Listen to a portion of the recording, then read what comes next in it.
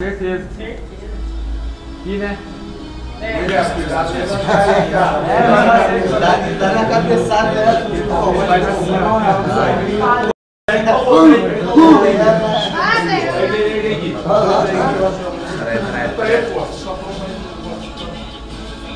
Tá bom, cuidado.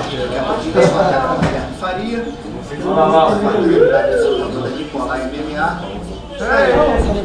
Guilherme Faria 20. Ó, a camiseta já tem De 70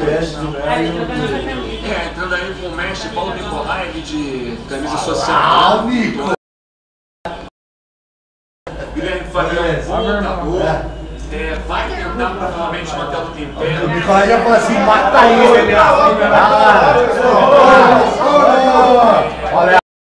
Preciso dos golpes. Então, a estratégia é essa. Mas também, se for puxar, não é bobo.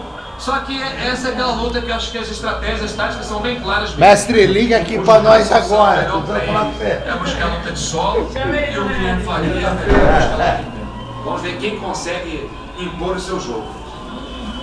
É confronto de estilos. Agora é a hora.